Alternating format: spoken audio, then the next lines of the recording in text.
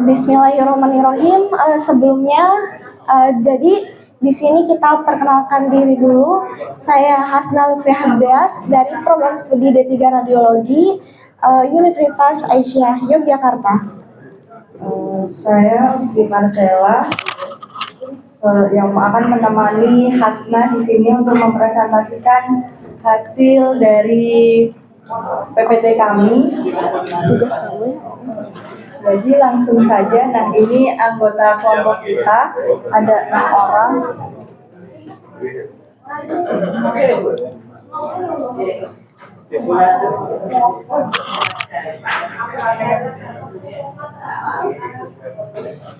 Nah, jadi perkenalkan di sini anggota kami. Jadi di sini saya ada Hasna Hasbias dan ini teman saya Siti Marcella. Jadi ini ibu-ibu, bapak-bapak di depan kami ada Nova Nindya yang di sebelah kanan, terus Mita Aulia Rahma dan Artidia Salsabila Alfa. Nah, di sini kami akan menyampaikan tentang hibah dan nikah.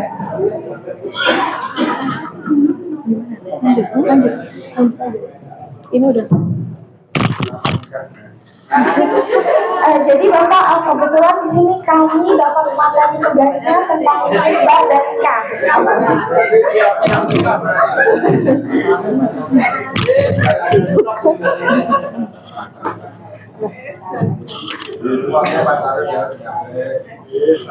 Nah, jadi di sini saya akan menyampaikan pengertiannya terlebih dahulu. Jadi di sini ada keluarga yang sakinah. Apa sih keluarga yang sakinah itu, ibu-ibu, bapak-bapak? Yaitu keluarga yang di dalamnya ditegakkan syariat Allah Ta'ala, keluarga yang di dalamnya terdapat sikap saling memahami, dan keluarga yang di dalamnya terdapat rasa cinta dan pergaulan yang baik. Nah, selanjutnya itu gimana sih cara membangun keluarga sakinah? Yang pertama ada menanamkan nilai akidah yang kuat. Selanjutnya adanya keteladanan. Yang ketiga adalah membangun kesadaran bersama untuk menjadikan keluarga yang sakinah. Selanjutnya untuk hibah adalah salah satu prosesi lamaran di mana pihak dari keluarga laki-laki ke rumah calon mempelai perempuan. Permohonan tersebut dapat disampaikan langsung oleh calon mempelai laki-laki atau juga disampaikan oleh perwakilan dari pihak keluarga yang dipercayai dan sesuai dengan ketentuan agama. Dalam proses hibah, pihak perempuan hanya perlu menjawab iya atau tidak. Jadi untuk selanjutnya ada dasar hukum hibah. Nah, Islam tak hanya mengatur soal pernikahan saja, tapi juga tentang hibah. Jadi di dalam Al-Quran, Allah Subhanahu wa Ta'ala berfirman, tidak ada dosa bagi siapapun yang meminang perempuan-perempuan itu dengan cara bersembunyi atau hanya dengan sebuah keinginan di dalam hati untuk mengawini mereka dalam hatimu. Nah, selanjutnya ini ada syarat hibah. Yang pertama, mengerti dan pernah bertemu atau melihat calon mempelai perempuan. Yang kedua, calon mempelai perempuan sedang tidak dalam proses hibah dengan laki-laki lain. Selanjutnya, yang ketiga, pihak perempuan diperbolehkan menerima atau menolak laki-laki yang melamarnya. Yang keempat, tidak diizinkan melamar perempuan yang sedang berada di dalam masa iddah. Yang kelima, memilih pasangan yang sesuai dengan ajaran Rasulullah. Hibah itu berarti lamaran ya, Pak? Iya, betul Bapak. Nah, jadi di sini selanjutnya ada sikap perempuan menerima laki-laki. Kalau tunangan bedanya apa, Pak? Pertanyaan Nanti ada sesi saya jawab. Oke, lanjut. Jadi untuk sikap perempuan menerima laki-laki, adabnya perempuan bila melamar seorang laki-laki ialah meminta salah seorang keluarganya yang bisa dipercaya untuk pertama menanyakan mahzab pria pelamar, agama, akidah, nama baik, dan ketetapan janjinya. Kedua, perempuan itu juga perlu memerhatikan kerabat dan orang-orang rumahnya. Ketiga, ia juga penting untuk mengamati ketekunan sembahyang 5 waktu dan perihal sembahyang jamaah si pelamar. Dan keempat, yaitu yang terakhir, ia mesti keapikan usaha dan sumber penghasilan pelamar. Dan Muhammadiyah tidak bermakna. Selanjutnya adalah ketika perempuan menolak hibah laki-laki. Yang pertama, jaga etika saat menyambut kedatangan pihak yang ingin melamar. Yang kedua, bersikap ramah dan baik dalam mengobrol sebagaimana dengan orang lain. Yang ketiga, beritahu dengan jelas alasan kenapa kamu menolak lamarannya. Yang keempat, jika dia bersikeras, maka bersikaplah tegas tanpa melukai hatinya. Yang kelima, saling menghargai dan menghormati agar hubungan baik terjaga. Nah, untuk nikah yaitu suatu perjanjian suci yang dilakukan oleh laki-laki dan perempuan yang ingin melanjutkan hubungan menjadi hubungan yang halal.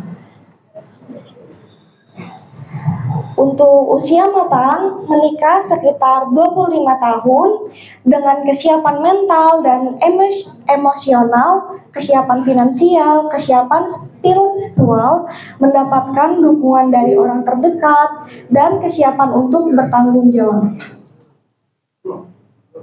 Nah, selanjutnya ini ada rukun iman dan hukum.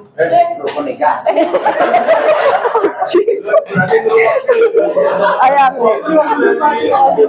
Ini mungkin kita emang belum sarapan ya Bapak-Bapak. Iya. Ya, baik Mbak Gi diteruskan. Rukun nikah. Rukun nikah dalam Islam yang pertama mempelai pria dan wanita. Yang kedua ijab kabul, terus ada wali nikah, saksi dan mahar pernikahan. Hukum nikah itu ada 5, yaitu yang pertama wajib, sunnah, mubah, makruh, dan haram. Wajib ya. Nah, jadi selanjutnya kita bahas tentang nikah siri. Jadi menurut agama hukumnya sah, tetapi tidak sah menurut hukum positif, yaitu hukum negara. Jadi nikah siri yang diperbolehkan dalam hukum Islam adalah nikah yang syarat dan rukun nikahnya telah terpenuhi, yaitu wali nikah, 2 orang saksi yang adil, ijab dan qabul. Sementara nikah siri yang dilakukan dalam pengertian tidak adanya wali nikah adalah tidak sah. Ya. Nah, untuk selanjutnya ada nikah kontrak atau mustah. Nikah kontrak dinilai tidak sah oleh hukum karena bertentangan dengan tujuan pernikahan. Adanya kontrak atau kesepakatan tersebut yang menyebabkan kawin kontrak berbeda dengan perkawinan pada umumnya, sehingga kawin kontrak dianggap menyimpang dari tujuan perkawinan yang mulia. Nah, sekian barangkali dari ibu-ibu bapak-bapak yang dan hadirin di sini ada masukan bagaimana Bapak? Bukan pertanyaan itu, Pak. Oh iya. Saya perjelas. Biar itu Bapak ada pertanyaan. Gimana? Masukkan, Pak. Iya, bagaimana? Bukan pertanyaan. Jangan lagi. Tanya jawabnya men. Ya, ngomong ya. Ini tangkap ya. Enggak. Ini kalau misalnya seorang perempuan, tadi kan disebutkan kalau khitbah itu kan tidak boleh dihitbah kalau perempuan itu sudah punya calon. Oh, iya. Nah, kalau laki-lakinya tidak tahu kalau dia punya calon, itu satu. Terus bagaimana? Kemudian yang kedua, itu kan kadang-kadang ada, tapi bukan di sini, dijawab di sana. Sudah punya calon tapi nggak ngomong, biar nanti lu cadangan gitu loh. Siji lepas dong itu kan. Jadulnya dong melengkung itu ya. Jadi siji lepas sama cadangannya. Itu gimana, Mbak? Ini pertanyaan bukan masukan. Ini kalau menurut saya aja gimana Pak? Gimana gitu? Jadi makanya kita sebelumnya lebih baik komunikasi terlebih dahulu, baik itu kayak antar orang terdekat, keluarga maupun kayak secara pribadi gitu, biar kayak jelas udah punya calon atau belum gitu. Mbak sudah belum nih?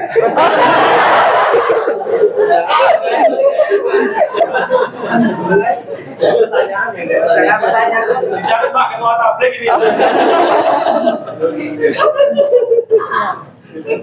Tapi kalian itu sudah punya pengalaman dikit, Mbak?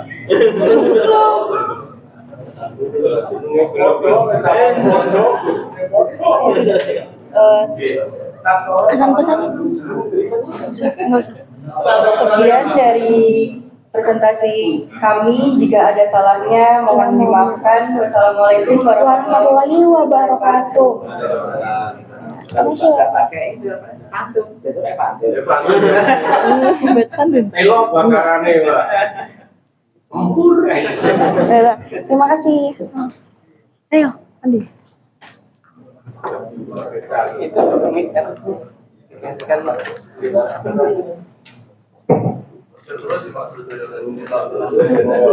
Oh iya.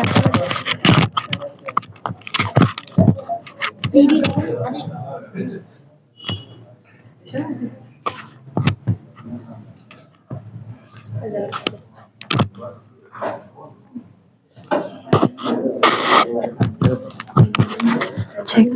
Apa ini?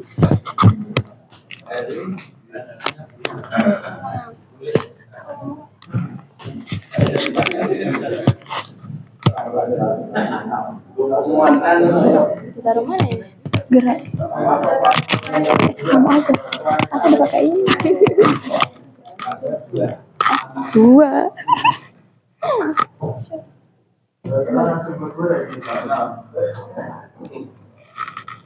Oh, mati.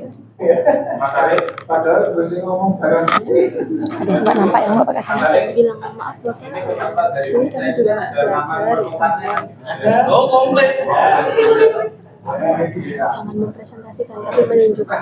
Berarti assalamualaikum warahmatullahi wabarakatuh di sini. Menunjukkan hasil belajar kami. Kok nggak bisa ya? Lo rangkum dulu, Pak.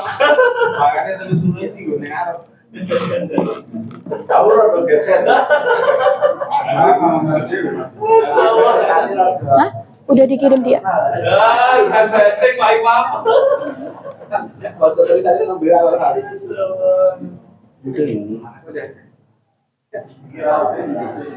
Lah dimulai.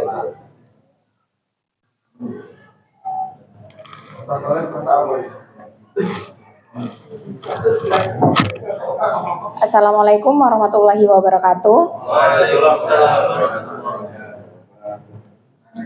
Sebelumnya terima kasih atas waktu yang sudah diberikan dan terima kasih Bapak semuanya.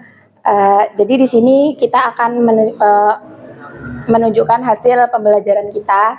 Mungkin kalau misalnya ada salah atau ada masukan atau tambahan bisa tolong dibantu. Di sini kita membahas tentang sholat. Ini anggota kelompok kita. Nah, di sini ada pengertian sholat, yaitu secara istilah dan syariah, sholat adalah suatu ibadah, ucapan dan perbuatan tertentu atau khusus yang diawali dengan takbiratul ihram dan diakhiri salam dengan syarat-syarat tertentu. Secara umum, salat dibagi menjadi dua, yaitu salat fardu dan salat sunnah. Salat fardu terdiri dari 5 waktu dan wajib dilakukan setiap hari, yaitu ada salat subuh, zuhur, asar, maghrib, isya. Pastinya semuanya sudah tahu ya. Dan di sini ada salat sunnah, yaitu yang tak wajib dilakukan setiap hari, namun dianjurkan pada waktu tertentu. Nah, di sini ada hukum sholat fardu, yaitu melaksanakan sholat adalah fardu atau wajib bagi setiap umat Islam yang sudah mu'alaf atau terbebani kewajiban syariah. Mukalaf.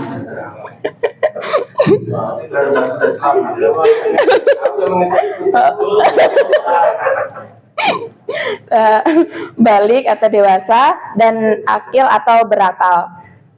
Disebutkan dalam Al-Quran surat Al-Ma'un ayat 4-5, salat harus benar-benar diperhatikan dan janganlah sampai lalai dalam mengerjakannya. Allah Subhanahu wa Ta'ala berfirman, maka celakalah orang yang sholat, yaitu orang-orang yang lalai terhadap sholatnya. Ini saya akan bacakan ayatnya. A'udzubillahi minasyaitonirrajim. Bismillahirrahmanirrahim. Fawailul lil musallin alladzina hum an sholatihim sahun.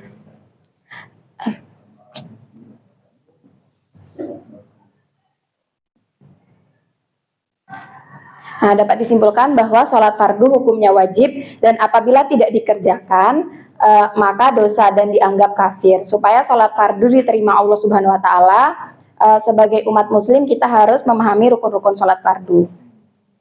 Nah, di sini ada rukun-rukun sholat fardu, yaitu berdiri bagi yang mampu. Apabila tidak mampu maka diperbolehkan duduk. Bila tidak mampu duduk maka diperbolehkan berbaring. Bisa secara miring maupun terlentang. Bagi orang yang sakit misalnya.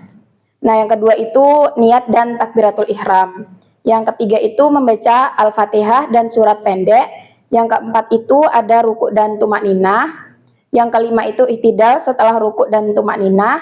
Yang keenam itu ada sujud 2 kali dalam 1 rakaat. Yang ketujuh itu ada bangun dari sujud dan duduk di antara 2 sujud. Yang kedelapan itu ada tasyahud akhir. Yang kesembilan ada sholawat kepada Nabi. Dan yang kesepuluh salam. Yang ke-11-nya atau terakhir itu tertib dalam melaksanakan sholat. Nah, di sini ada bacaan-bacaan sholat yang akan disampaikan teman saya. Ya, baik. Yang pertama ada doa iftitah.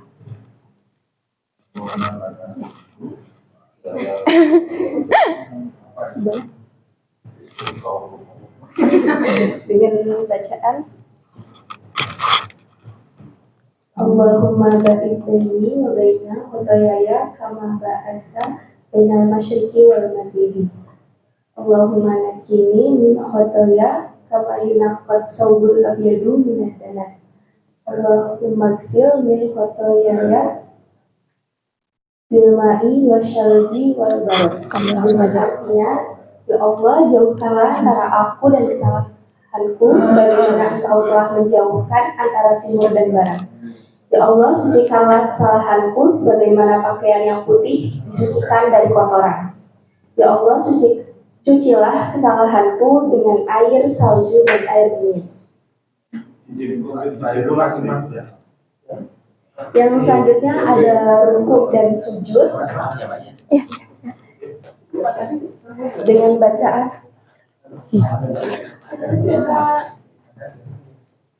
Subhanallahumma Rabbana wa bihamdika Allahumma firli. Yang artinya, Maha suci Engkau ya Allah, dan dengan memuji Engkau ya Allah aku mohon ampun. Selanjutnya bacaan iftitah. Rabbana walakal hamdu hamdan katsiran thayyiban mubarakan fi. Yang artinya, ya Tuhan kami, hanya untukmu lah segala pujian yang banyak, baik dan diberkahi padanya. Selanjutnya duduk di antara 2 sujud. Allahumma firli warhamni wajburni wahdini warzuqni. Yang artinya, ya Allah, ampunilah aku, kasihanilah aku, cukuplah aku, tunjukkan aku, dan berilah rizki untukku. Dan selanjutnya ada tasyahud.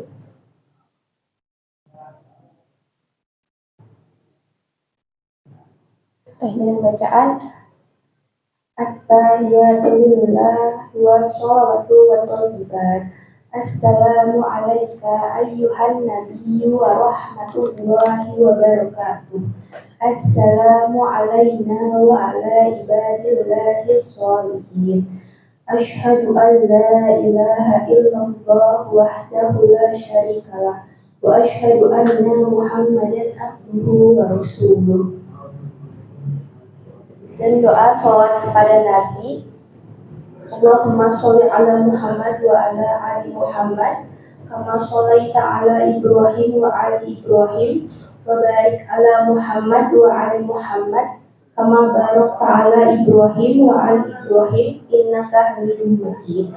Dengan arti, ya Allah, limpahkanlah kemurahan-Mu kepada Muhammad dan keluarganya sebagaimana Kau telah limpahkan kepada Ibrahim dan keluarganya. Berkahilah Muhammad dan keluarganya sebagaimana Engkau telah berkahi Ibrahim dan keluarganya. Sesungguhnya Engkau yang maha terpuji dan maha mulia. Doa setelah tasyahud awal.